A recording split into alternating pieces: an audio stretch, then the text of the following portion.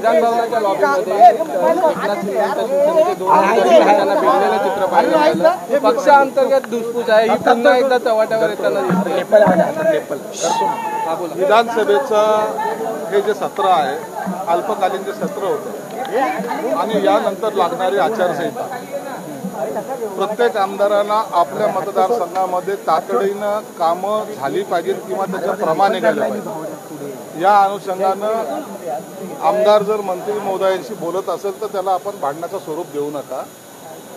कामं होणं हा त्याच्या मागचा उद्देश आहे। वैयक्तिक कुणाची कुणाबरोबरही ना भांडण झालेलं आहे ना दुश्मनी आहे। फक्त आवाज चढून बोललं तर त्याचा अर्थ काही लोकांनी भांडण असं घेतलेलं आहे। मंत्रीही त्याच म्हणजे भागाचे म्हणण्यापेक्षा पक्षाचे आणि आमदारही त्याच पक्षाचे, म्हणून यात भांडणासारखं एवढं काही विशेष नव्हतं। परंतु त्याच्या भावना मांडताना त्याचा थोडासा बॅलन्स ज्याला म्हणता येईल तो यासाठी गेला की मला माझ्या मतदारसंघात काम करायचं आणि हे प्रत्येक आमदाराचा मताचा गंध असतो। मात्र आपल्याच पक्षातील आमदार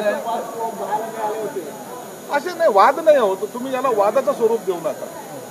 आता हा हे जे काही आता दोघांची जे काही बोलाचाली झाली असेल याचा सीएमनी गांभीर्याने त्यांच्याकडे दखल घेतलेली आहे आणि मला वाटतं सीएम साहेबांचं आता भाषण होणार आहे त्याच्यानंतर दोघांनाही बोलून त्याबद्दलची समज सुद्धा देईल। सर, शंभूराज देसाईंचा आता एक व्हिडिओ व्हायरल होतोय।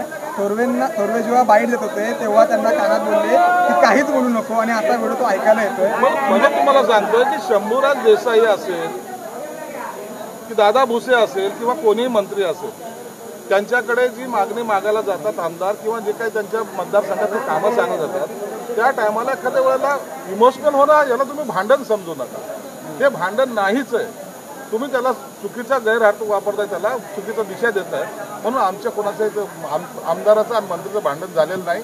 निश्चित त्यांच्याबरोबर एकमेकाबद्दल बोलताना जर आवाज चढला असेल तर तुम्ही त्याला भांडण समजू पण नका। निवडणुकीच्या पार्श्वभूमीवर कुठेतरी एकनाथ शिंदेंच्या शिवसेनेत धुसफूस चालू आहे असं वारंवार आरोप केले जात आहे आणि आज ते पाहायला देखील एकनाथ शिंदेच्या पक्षामध्ये किंवा एकनाथ शिंदे साहेबांबरोबर असणारे सर्व आमदार हे सर्व आक्रमक होते म्हणून तो उठाव केला।